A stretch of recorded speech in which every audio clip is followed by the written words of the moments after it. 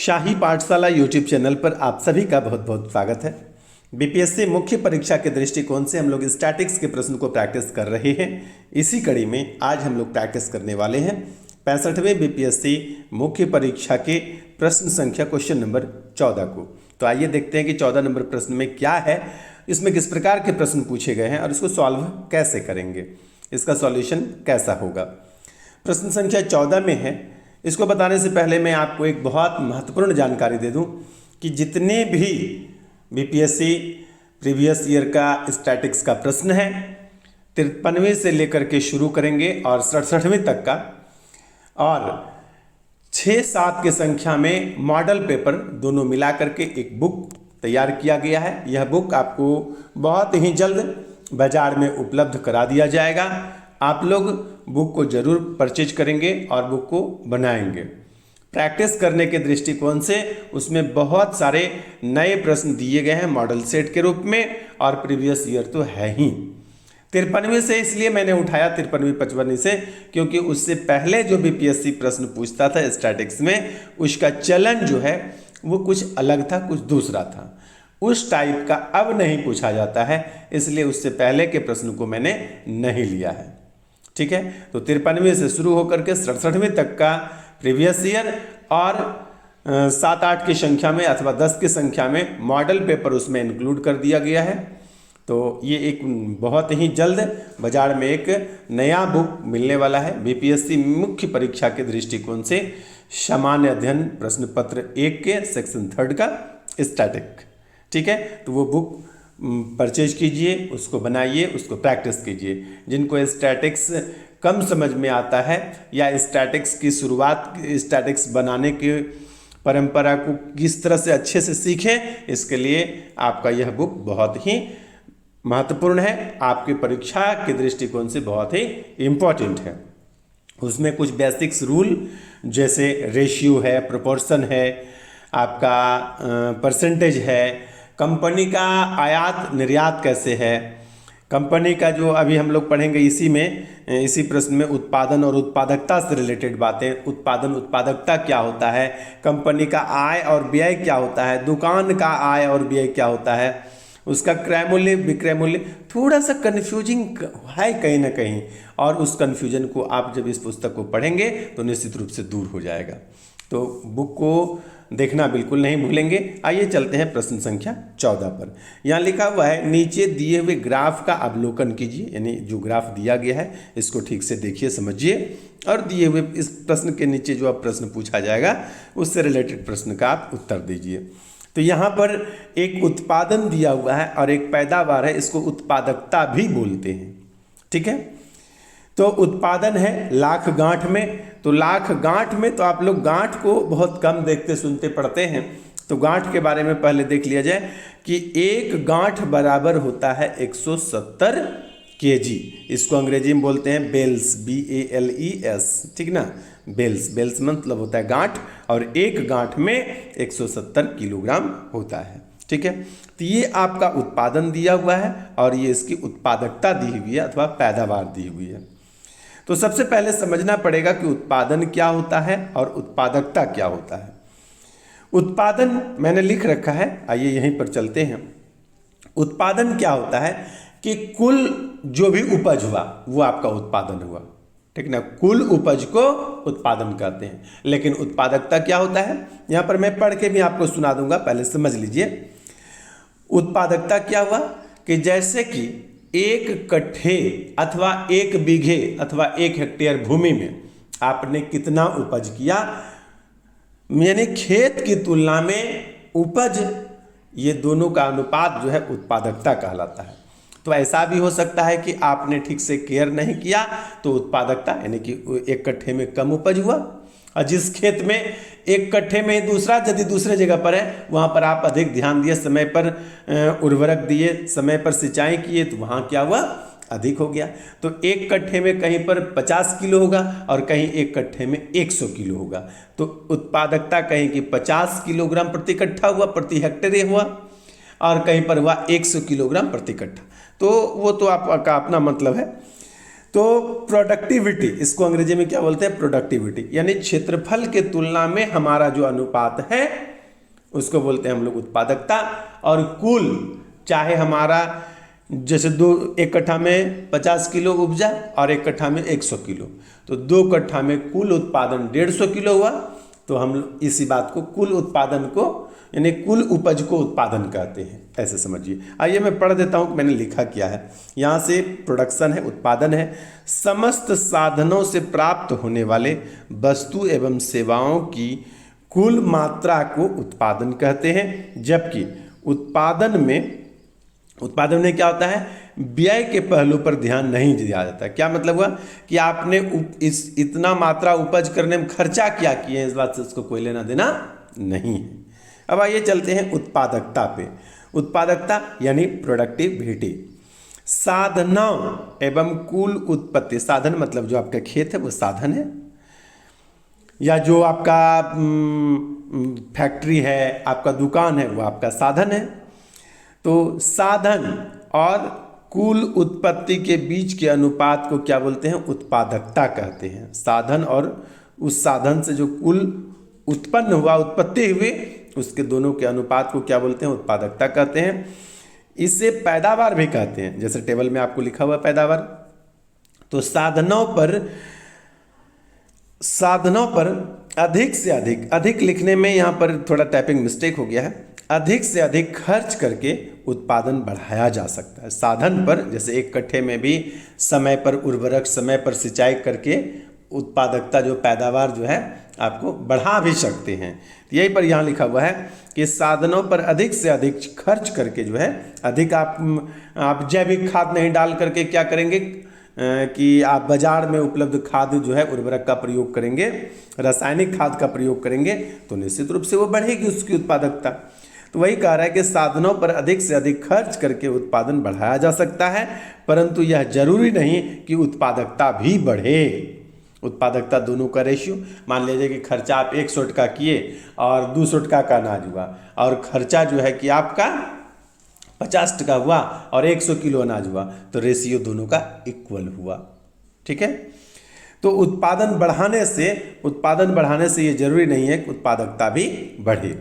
ठीक है, तो एरिया यदि आपको निकालने के लिए कहे तो एरिया में टोटल प्रोडक्शन में प्रोडक्टिविटी से जब भाग देंगे तो क्या निकल जाए, आपका एरिया निकल जाएगा कि कितने एरिया में हमारा ये फसल बोया गया था। यहाँ पर जैसे बेल्स, जैसे कि गांठ लिखा हुआ है, उसी का अंग्रेजी है बेल्स। तो बेल्स का मतलब होता है 1 बेल्स बराबर 170 kg। ठीक है, अब आइए चलते हैं प्रश्न पर, और उससे पहले ये ग्राफ पर। तो ग्राफ में यहाँ पर उत्पादन दिया हुआ है। ठीक है, पहले चित्र में, पहले ग्राफ में आपका उत्पादन है और दूसरे ग्राफ में उत्पादकता है। वर्ष 2005 से लेकर के 2011 तक प्रत्येक वर्ष का उत्पादन क्या है, ये आपका लाख गांठ में दिया हुआ है। इसमें 170 से आप गुना करेंगे तो ये केजी में बदल जाएगा। उसके बाद क्या है कि पैदावार जो है, उसके बाद यहाँ पर पैदावार या उत्पादकता दिया हुआ है। तो उत्पादकता बराबर किलोग्राम प्रति हेक्टेयर, कितनी भूमि में कितना किलोग्राम उपज हो रहा है। तो वर्ष 2005 से लेकर के 2011 तक यह उत्पादकता भी आपको दी हुई है। तो इन दोनों टेबल की मदद से, दोनों ग्राफ की मदद से आपको सभी प्रश्न हल करने हैं। आइए चलते हैं पहले प्रश्न पर। पहला प्रश्न हमारा क्या कहता है कि वर्ष 2005-06 की तुलना में वर्ष 2006-07 में कपास के उत्पादन और उत्पादकता में कितने प्रतिशत की वृद्धि हुई है। तो यहाँ पर क्या करना है कि वर्ष 2005 से 5-6 से वर्ष 2006-07 में पहले उत्पादन निकाल कर दिखा देना है कि कितनी वृद्धि हुई है। फिर क्या करेंगे कि वर्ष 2005-06 से वर्ष 2006-07 में बता देना है कि उत्पादकता में कितने प्रतिशत की वृद्धि हुई है। तो एक बार उत्पादन और एक बार उत्पादकता दोनों निकाल कर दिखाना है। आइए टेबल में समझते हैं। उत्पादन में यदि ये 5-6 है और ये 6-7 है, तो यहाँ पर देखेंगे तो ये कितना है, 14 है, और यहाँ पर ये कितना है, 16 है। वृद्धि कितनी की हुई, 2 से। 2 वृद्धि कितनी हुई, 2 की। कहाँ से वृद्धि हुई, तो 14 में से। 2 की वृद्धि हुई 14 में से, प्रतिशत निकाल रहे हैं तो 100 से गुना। इसको इस प्रकार से बोला जाता है कि 2 की वृद्धि हुई 14 में से, तो 100 में कितना, अब इसको आप कटाएंगे तो ये 7 बार में कट जाएगा। 100/7 करेंगे तो 100/7 करेंगे तो 14 सते 98, 2/7, इस प्रकार से कुछ आपका प्रतिशत में उत्तर हो जाएगा। फिर उत्पादकता भी पूछा इसी वर्ष में, मतलब 2005 से 2006 में। यहाँ पर देखिए 373 है और यहाँ पर कितना है 513 है, यानी 373 से बढ़कर कितना हो गया 513। तो 513 में से 373 घटा करके देख लेंगे और जहाँ से वृद्धि होना शुरू हुआ उसको बटे में, यानी 373 बटे, यानी इतना वृद्धि हुई कुल 373 में से, इसलिए 100 में कितना। ये हल करेंगे तो आपका उत्पादकता भी आपको पता चल जाएगा कि कितनी वृद्धि हुई। तो आइए यहाँ पर मैंने बना रखा है वर्ष 2005-06 की तुलना में वर्ष 2006-07 में कपास के उत्पादन में प्रतिशत वृद्धि कितनी हुई। तो 16 में से 14 घटा के देखिए, मैंने कहा कि 2 की वृद्धि हुई, तो 16 में 14 घटाइएगा तो कितना बचेगा 2। तो 2 की वृद्धि हुई यहाँ पर कुल 14 में से, इसलिए 100 में कितना, तो कटाने के बाद हो जाएगा आपका 14.28%। ये हो गया आपका उत्पादन में प्रतिशत वृद्धि। ठीक इसी प्रकार से उत्पादकता में भी प्रतिशत वृद्धि निकाल लेंगे। वर्ष 2005-06 की तुलना में वर्ष 2006-07 में कपास की उत्पादकता में प्रतिशत वृद्धि बराबर 513 में से 373 माइनस किए और बटे, जहाँ से वृद्धि होना शुरू हुआ उसको बटे में। तो बोलेंगे कि ये वृद्धि हुआ आपका कुल 373 में से, इसलिए 100 में कितना, और इसको जब आप कटा करके हल करते हैं तो आपका कितना हो जाता है 37.53%। तो ये हो गया प्रश्न ए का सॉल्यूशन। आइए दूसरे प्रश्न पर देखते हैं। दूसरा प्रश्न क्या कहता है कि वर्ष 2009-10 और वर्ष 2010-11 में कितने हेक्टेयर में कपास बोई गई थी। तो आपको क्या करना है कि एरिया निकाल कर बताना है कि 9-10 में और 10-11 में कितने एरिया पर कपास बोई गई थी। तो जो ग्राफ आपको यहाँ पर दिया हुआ है ना, ये कपास उत्पादन का ही है। तो 2009-10 कौन कौन सा था, 2009-10 और 10-11 में। तो ये है वर्ष 2009-10 और ये हुआ वर्ष 10-11, और यहाँ पर है आपका उत्पादकता। तो क्या करते हैं कि यहाँ आपको यदि देखेंगे तो देखिए ये कितना है, तो 15.25 है, और ये कितना है तो 14 है। तो 15.25 ये आपका लाख गांठ हुआ, इसमें 170 से गुना करेंगे तो ये किलोग्राम में बदल गया, और बटे देख लेंगे कि 9-10 में आपका उत्पादकता कितने था 511, तो बटे कर देंगे 511, और इसको जब ये हल करेंगे तो ये पता चलेगा कि किस एरिया में हमारा 9-10 में मतलब कितना एरिया में कपास लगाया गया था। इसको बनाया है मैंने, देखिए यहाँ पर है वर्ष 2009-10 में कपास का जो उत्पादन है ये 15.25 लाख गांठ था। इसमें 170 से गुना किए तो किलोग्राम हो गया, गुना करने के बाद हो गया आपका 2592.5 किलोग्राम। तो वर्ष 2009-10 में कपास बोई गई कितने क्षेत्रफल पर, तो इसको तो गुना किया हुआ ही था तो लिख देना था, लेकिन फिर भी मैंने यहाँ गुना करके लिख दिया। 15.25 गुना 170 बटे 511, इसको गुना करने के बाद आया 2592.5 बटे में 511, और इसको जब आप भाग देते हैं, चूँकि आपको बीपीएससी मुख्य परीक्षा में कैलकुलेटर ले जाने की इजाज़त रहती है तो भाग देने में कोई समस्या है नहीं, भाग देंगे तो आपका निकल जाएगा आपका 5.07 हेक्टेयर। ठीक है, उसके बाद आपका क्या है, वर्ष 9-10 में कपास का जो उत्पादन है वो कितना था 14 लाख था, और उसके बाद 14 लाख में 14 लाख क्या गांठ था, ठीक ना, तो उसमें 170 से गुना किए किलोग्राम हो गया, और गुना करने के बाद कितना आता है 2380 किलोग्राम। तो वर्ष 2010-11 में कपास कितने क्षेत्रफल पर बोई गई थी। यहाँ पर जो ये वर्ष है ना, ये जो वर्ष लिखा हुआ है ये आपको लिखना है 10-11, ठीक है, ये कॉपी करके लाया गया होगा इसलिए यहाँ पर लिखना है 10 और 11, ये 10-11 का है और ये भी 10-11 का। तो वर्ष 2010-11 में जो कपास बोई गई थी तो 14 गुना 170 बटे 587 उत्पादकता से भाग दिए हैं, और जो भी कुल उत्पादन है कि किलोग्राम में, उसमें उत्पादकता से भाग देने पर आपका हेक्टेयर भूमि जो है निकल जाता है। तो ये कटाने के बाद भाग देने के बाद कितना आएगा, आपका आ जाएगा 4.05 हेक्टेयर। चलिए चलते हैं तीसरे प्रश्न की ओर। तीसरा प्रश्न अपना क्या कहता है, तीसरा प्रश्न है, किस वर्ष में पिछले वर्ष की तुलना में कपास के कुल उत्पादन में अधिकतम प्रतिशत कमी हुई थी? तो सबसे पहले हम लोग क्या करेंगे, उत्पादन में किस किस प्रति वर्ष कितना कितना वृद्धि हुआ है अथवा कमी हुआ है, इसको देख लेते हैं। तो हम लोग ग्राफ पर यदि उत्पादन वाले ग्राफ पर नज़र डालेंगे तो यहाँ पता चलेगा कि देखिए वर्ष 2006 में यहाँ देखिए नीचे गिरा है ग्राफ, वर्ष 2008-9 में ग्राफ नीचे गिरा है, वर्ष 2010 में ग्राफ नीचे गिरा है।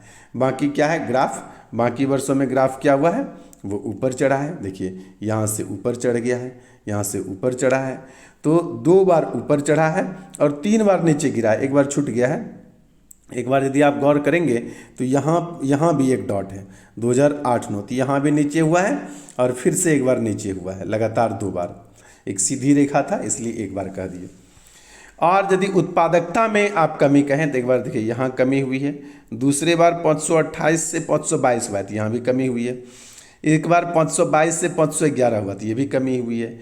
तो जब जब कमी हुई है तो हम लोग निकाल लेंगे कि कितने प्रतिशत की कमी हुई है, और पूछा है कि सबसे ज़्यादा कमी कब हुआ है वो बताइए हमको, बता देंगे कि कब ज़्यादा हुआ है, प्रतिशत निकाल ही लेंगे तो बता देंगे। आइए तीसरे का व्याख्या देख लेते हैं। यहाँ पर ग्राफ का अवलोकन करने पर पता चलता है कि पिछले वर्ष की तुलना में उत्पादन में कमी क्रमशः 2005-06 में, वर्ष 2007-08 में, वर्ष 2008-09 में और वर्ष 10-11 में 4 बार जो है गिरावट हुई है, कमी हुई है।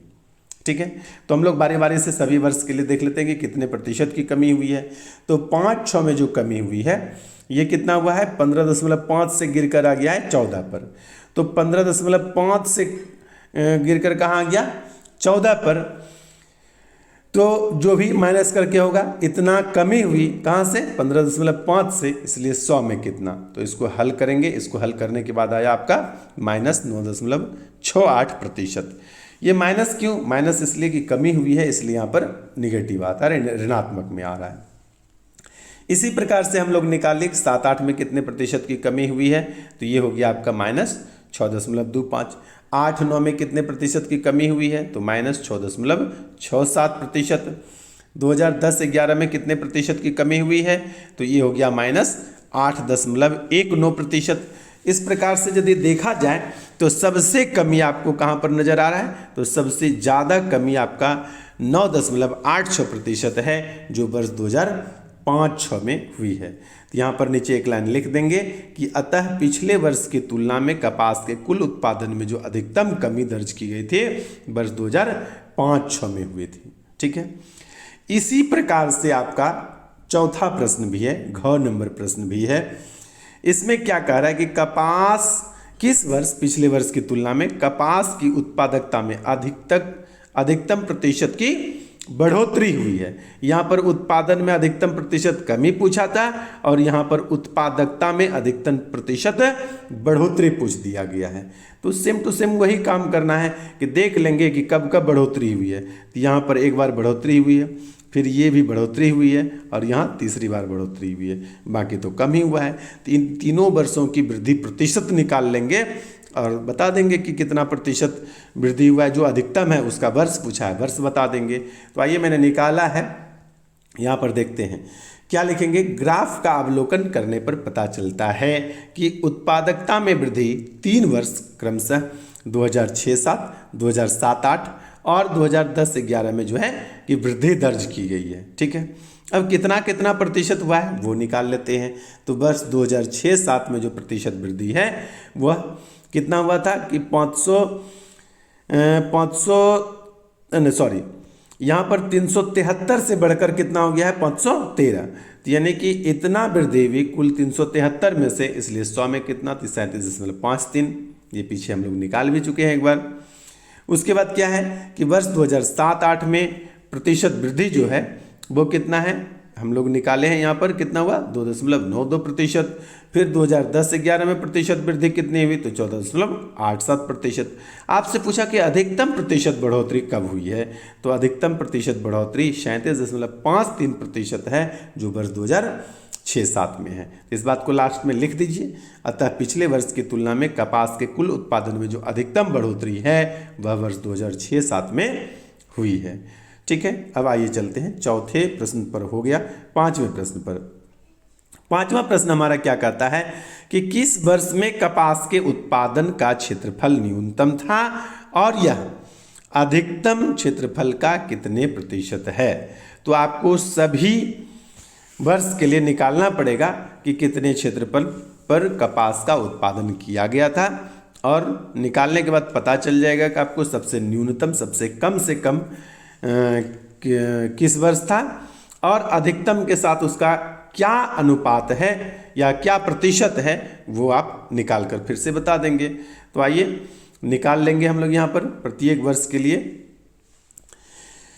2004-05 में कपास उत्पादन का क्षेत्रफल कितना, तो जो उसका उत्पादन है उसमें 170 से, चूंकि गांठ में दिया हुआ है उत्पादन, 170 से गुना करेंगे तो केजी में बदल जाएगा और उत्पादकता से भाग देंगे तो क्षेत्रफल निकल जाएगा। तो यही काम किए हैं प्रत्येक वर्ष के लिए। तो 2004-05 में हमारा निकला 6.21 हेक्टेयर, वर्ष 2005-06 में निकला 6.38 हेक्टेयर, वर्ष 2006-07 में निकला हमारा कि 5.30 हेक्टेयर, वर्ष 2007-08 में निकला कितना हेक्टेयर, तो 4.83 हेक्टेयर, वर्ष 2008-09 में कितना आया क्षेत्रफल आ गया हमारा 4.56 हेक्टेयर, और अंतिम वर्ष अंतिम नहीं है, अंतिम से पहले वाला है 2009-10 में क्षेत्रफल कितने पर हुआ था कपास का उत्पादन, तो 5.57 हेक्टेयर पर।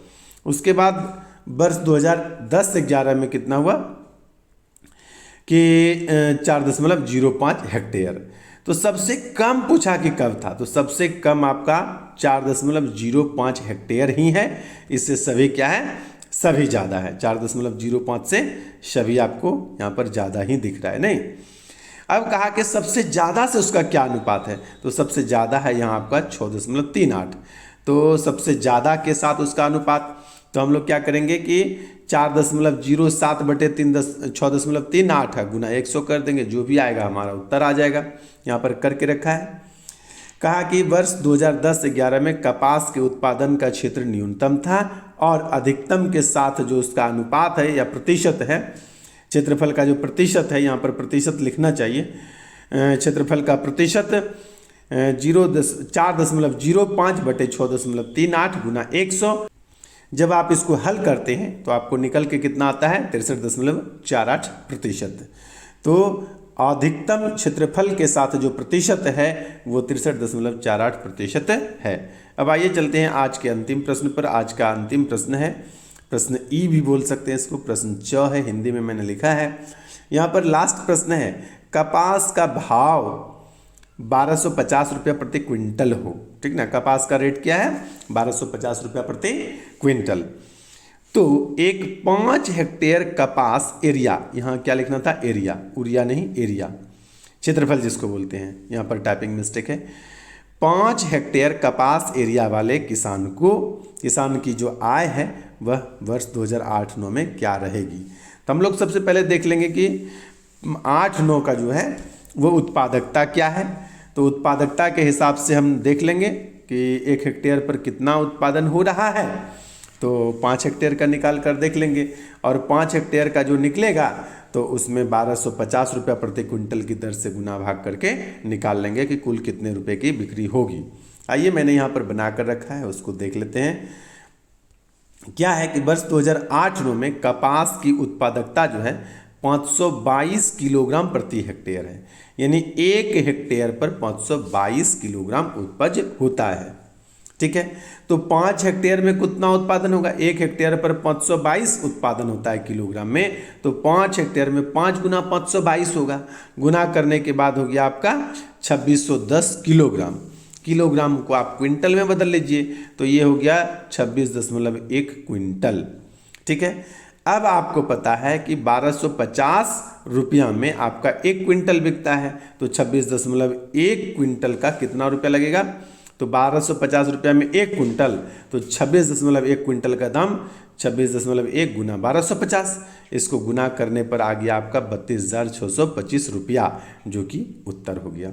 तो इस तरह से हम लोग 65वें बीपीएससी मुख्य परीक्षा के क्वेश्चन नंबर 14 को बना चुके हैं। इस सेशन में यानी 65वें बीपीएससी मुख्य परीक्षा में एक प्रश्न और हम लोग बनाएंगे, और ध्यान रखेंगे कि बीपीएससी मुख्य परीक्षा के दृष्टिकोण से स्टैटिक का एक बुक आपके बाज़ार में आने जा रही है। जब बुक बाज़ार में उपलब्ध हो जाएगा, उम्मीद है कि 68वें बीपीएससी प्रारंभिक परीक्षा के बाद आपको यह बुक उपलब्ध हो जाए। आप लेना बिल्कुल नहीं भूलेंगे। बने रहिए शाही पाठशाला के साथ। आज के लिए इतना ही। धन्यवाद।